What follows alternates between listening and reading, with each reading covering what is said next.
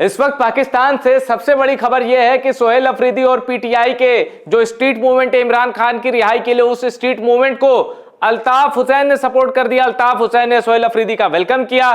सोहेल अफरीदी 3 दिन के दौरे पर सिंध पहुंचे। सिंध जो भुट्टो परिवार का गढ़ है, पीपीपी का गढ़ है, उस सिंध में जो रिस्पांस मिला है इमरान खान के समर्थकों का सोहेल अफरीदी को, उसे देखकर सीडीएफ के होश उड़ गए। और एक चीज मैं और बता दूं, रविवार 4:30 बजे यानी 11 जनवरी को कराची में जिन्ना गार्डन में पीटीआई सबसे बड़ा पावर शो करने जा रही है और इतनी भीड़ आएगी कि सीडीएफ जब उसका टेलीकास्ट देखेगा कांपेगा। ऐसा मैं इसलिए कह रहा हूं क्योंकि सोहेल अफरीदी को, उनके काफिले को, उनके साथ जो शफी जान, मीना खान अफरीदी जो उनके करीबी थे, इतना तगड़ा रिस्पांस मिला है सिंध में, कराची में, कि जिसने भी वो वीडियो देखे, जिसने भी वो तस्वीरें देखी, चौंक गया कि इतना ज्यादा क्राउड सपोर्ट इमरान खान को सिंध में कैसे मिल रहा है।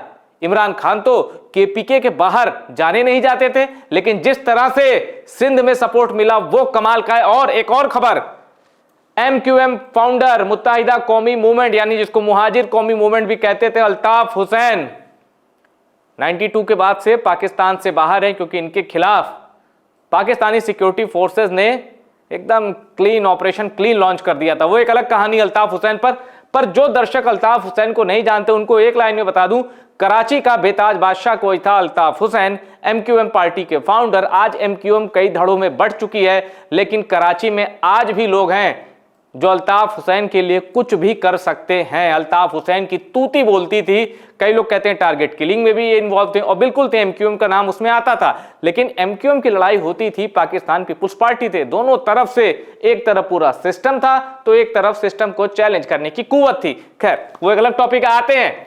बड़ी खबर क्या है, अल्ताफ हुसैन का बाकायदा ऑडियो मैसेज आया है जिसमें उन्होंने सोहेल अफरीदी का वेलकम किया है कि आओ स्वागत है सिंध में, वीडियो मैसेज पढ़ाऊंगा।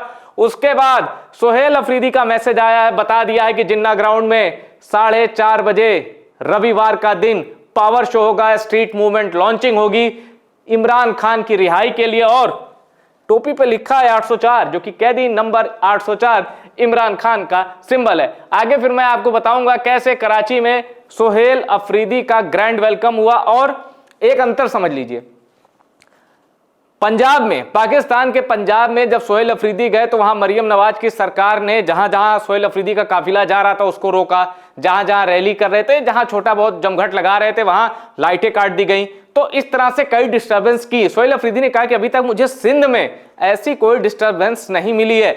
मैं एक चीज साफ कर दूं, यहां जरदारी भी एक बड़ा गेम खेल रहे हैं सीडीएफ के साथ। आगे आपको बताऊंगा कि कैसे अचानक सीडीएफ कुछ दिनों में आसिम मुनीर पागल सा हो गया। और जानते क्या कह रहा है, बार बार security threat, security threat, security threat. ये इसलिए क्योंकि केपीके को लेकर आसिम मुनीर, सोहेल अफरीदी को लेकर आसिम मुनीर और इमरान खान के समर्थकों को लेकर आसिम मुनीर कुछ बहुत बड़ा, कुछ बहुत खौफनाक प्लान कर रहा है, उसको भी डिकोड करेंगे। तो इस तरह की खबरें हैं। आसिम मुनीर का बदला रुख भी बताऊंगा और कैसे इंफॉर्मेशन मिनिस्टर पाकिस्तान का जो आसिम मुनीर का पपेट है, कैसे एक प्रोपेगेंडा वॉर चल रही है केपीके के खिलाफ, पीटीआई के खिलाफ, उस पर भी बात होगी। तो आइए शुरू करते हैं। और पीटीआई को ताकत दूसरी शक्तियों से भी मिलनी शुरू हो गई है, इन सब पर चर्चा होगी। तो सबसे पहले आपको मैं बताता हूं यह मैसेज अल्ताफ हुसैन का, जिसमें सोहेल अफरीदी का वेलकम किया गया। देखिए क्या लिखा गया है, welcome welcome Sohail Afridi, welcome to Karachi to the young chief minister of Khyber Pakhtunkhwa Sohail Afridi on his gracious arrival in Karachi on behalf of myself, my contact committee, CEC, all my loyal companions and the residents of Karachi, I extend a heartfelt welcome from the depths of my heart. अब अल्ताफ हुसैन का support लेने से PTI बचेगी, क्योंकि अल्ताफ हुसैन, इसमें कोई शक नहीं, कराची के बेताज बादशाह, एक आवाज पर कराची बंद हो जाता था, कराची जल जाता था। और अल्ताफ हुसैन ने क्या किया कि अपने एक भाषण में, 1992 के बाद से ये बाहर है, अपने एक भाषण में इन्होंने पाकिस्तानी एस्टेब्लिशमेंट तो छोड़िए, पाकिस्तान मुर्दाबाद के नारे लगा दिए।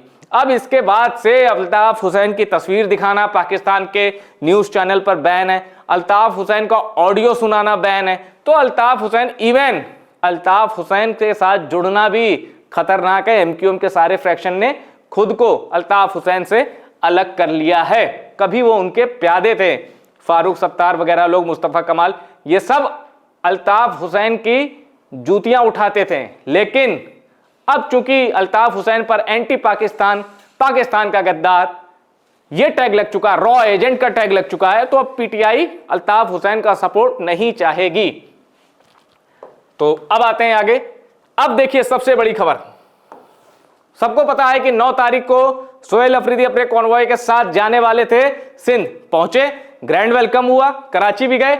अब अब वहां लिखा क्या सोहेल अफरीदी ने वहां पहुंचकर, a clear message for all the admirers of the captain arrive at Bagh-e Jinnah ground on Sunday at 4:30 PM where a grand and historic rally is about to take place. अब यह रैली तय करेगी कि इमरान खान की रिहाई का रास्ता कितना मजबूत है, क्योंकि सिंध पीटीआई का गढ़ नहीं है, और वहां अगर पावर शो हो गया, वहां अगर पीटीआई ने झंडे गाड़ दिए, भीड़ जुटा ली जिस तरह केपीके में आती है, तो आप समझ जाइए, जिसको कहते हैं ना कि एक जमात होती है जो शिफ्ट करती है, जिसको कहते हैं स्विंग वोटर्स, इस चुनाव में किधर, उस चुनाव में किधर, अगर भीड़ आ गई तो सिंध का मिजाज भी समझ लीजिए बदलने लगा है। और एक चीज और जान लीजिए, पाकिस्तान में इलेक्शन के जो आंकड़े आते हैं उनको असली मत माना कीजिए, इलेक्शन रिगिंग सबसे ज्यादा होती है वहां पर, और सिलेक्शन, इलेक्शन, सिलेक्टेड, इलेक्टेड, ये वाला चलता है। सेना जिसको चाहेगी बनाएगी, जिसको चाहेगी जिताएगी, इतना दखल होता है। तभी तो केपीके की एक सीट पर सोहेल अफरीदी ने कहा है जरा पता करो यहां क्या धांधली हुई थी। अब आगे आते हैं। Under the leadership of Sohail Afridi the people will declare their unity and resolve in the struggle with their leader. कब? संडे 4:30 बजे, यानी 11 जनवरी होगा power show, PTI versus Asim Munir की एक और बैटल दिखेगी हमें कराची में। Khyber Pakhtunkhwa CM announces rally at Bagh-e Jinnah इन कराची।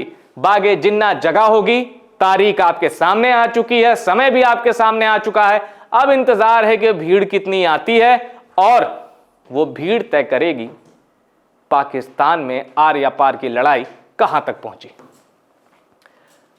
अब जैसा जो खबर मैंने आपको दी थी वो देखिए, सोहेल अफरीदी ने कहा the Punjab tour was not a good experience, wherever we went to eat food the lights of that area were turned off. Afridi said that they had received verbal approval from the Sindh government for Sunday's rally, though they had not received a response in writing. यानी अभी भी यहां मामला पंजाब जैसा हो सकता है, पर अभी हुआ नहीं है। पंजाब की तुलना सिंध में बेहतर रिस्पांस मिला है सोहेल अफरीदी को वहां की सरकार की ओर से। मुराद शाह जो चीफ मिनिस्टर हैं पीपीपी के। आगे देखिए, अब मैं आपको बताता हूं, देखिए कनेक्टिंग द डॉट्स कहते हैं ना, एक तरफ पीटीआई मजबूत होती दिख रही है, इमरान खान की रिहाई के लिए जो स्ट्रीट मूवमेंट है वो मजबूत होता दिख रहा है, दूसरी तरफ आसिम मुनीर और पाकिस्तान की सरकार एक नैरेटिव क्रिएट करने में जुटी है कि हमें पाकिस्तानियों से ही खतरा है, पाकिस्तान के अंदर ही लोग हैं जो पाकिस्तान को खोखला कर रहे हैं, पाकिस्तान के लिए सिक्योरिटी थ्रेट है। आसिम मुनीर की भाषा पर और उसकी बौखलाहट पर अगर आप गौर करेंगे तो आप समझ जाएंगे कि वो या तो पीटीआई की बढ़ती ताकत से डरे हैं इमरान खान के समर्थन में, जो दूसरा वो केपीके में या पीटीआई के खिलाफ कंप्लीट क्रैकडाउन का एक बहाना ढूंढ रहे हैं। कैसे? देखिए, CDF field marshal Munir emphasizes army's zero tolerance policy toward threat to national security. ठीक, जहां जाता है कहता है पाकिस्तान की नेशनल सिक्योरिटी को खतरा है। यहां भी CDF field marshal Munir talks about security challenges. अलग अलग जगह हैं, अलग अलग तारीख है, लेकिन जुबान पर एक ही खतरा है। पाकिस्तान से zero tolerance for the threats as army chief reviews battle readiness in Lahore. फिर वही थ्रेट की बात, अंदर बाहर, अंदर वाले पे ये ज्यादा बात कर रहे हैं। अब देखो, वहां की सेना और वहां की सरकार, मतलब आसिम मुनीर और शहबाज शरीफ, शरीफ फैमिली, आसिम मुनीर, एक ही थाली के चट्टे बट्टे। अब देखिए, जो आसिम मुनीर बोलना चाह रहा है यहीं तक रह रहा है, पाकिस्तान के मंत्री वो बात कह रहे हैं। PTI sheltered terrorist, Imran Khan की पार्टी पाकिस्तान तहरीके इंसाफ आतंकवादियों को संरक्षण देती है। अब पाकिस्तान का ये मंत्री कह रहा है तो इसका मतलब है आतंकवादियों को संरक्षण देने वाला भी तो आतंकवादी होता है या उनका मददगार होता है। तो पीटीआई को भी क्या टीएलपी की तरह बैन लिस्ट में डालने की तैयारी है? पीटीआई को भी टेररिस्ट ऑर्गेनाइजेशन घोषित किया जाएगा। और अगर नहीं तो इस तरह का स्टेटमेंट देकर अताउल्लाह तरार अपना ही मजाक बना रहा है।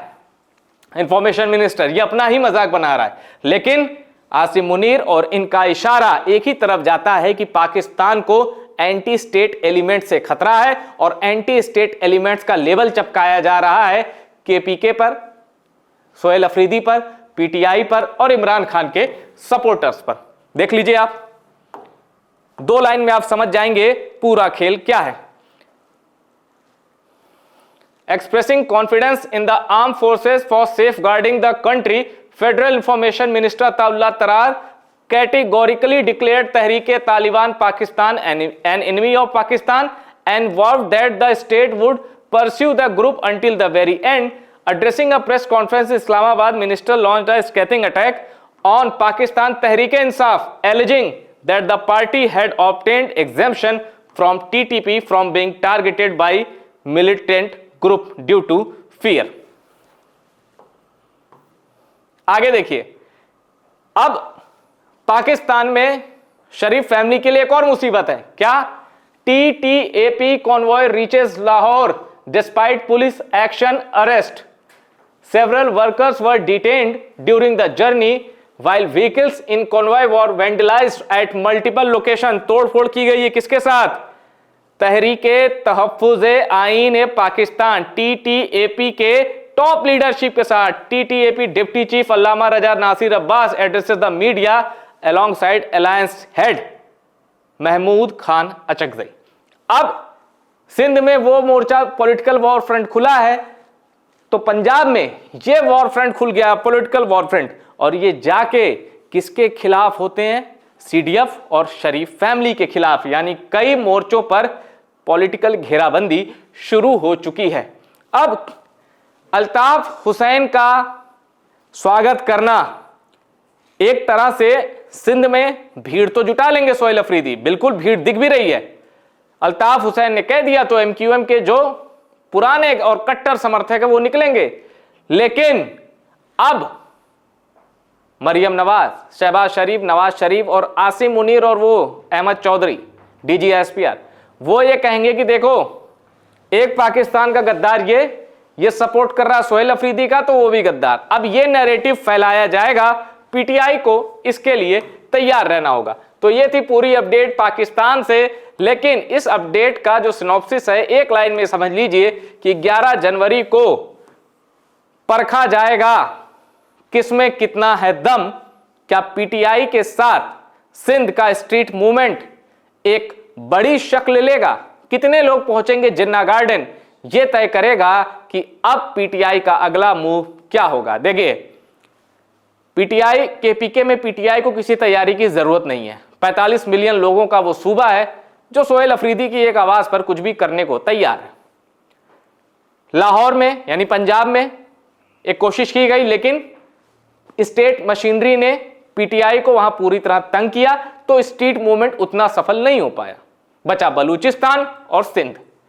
बलूचिस्तान की बात आगे, क्योंकि स्ट्रीट मूवमेंट की लॉन्चिंग में पहले से ही पीटीआई की ओर से तय कर दिया गया था पंजाब, सिंध और फिर बलूचिस्तान, फिर छूटेगा इमरान खान, ऐसा कुछ उनका नारा था या ऐसा कुछ उनका मोटिव था। पर सिंध तय करेगा असल में, क्योंकि सिंध से ही पाकिस्तान की राजनीति चलती है, क्योंकि सिंध का ही है आसिफ अली जरदारी पाकिस्तान की पॉलिटिकल जो सर्कस है सबसे बड़ा रिंग मास्टर। सबको वही नचा रहा है, चाहे वो आसिम मुनीर ही क्यों ना हो। इस पाकिस्तान में पाकिस्तान की राजनीति का जो रिमोट है आसिफ अली जरदारी के हाथ में है कई दशकों से। इसीलिए 11 जनवरी 4:30 बजे भीड़ तय करेगी क्या होगा इमरान खान का मुकद्दर। वीडियो पसंद आया हो वीडियो को शेयर करिएगा, और टॉप सीक्रेट को अगर आपने सब्सक्राइब नहीं किया है तो सब्सक्राइब जरूर कर लीजिए।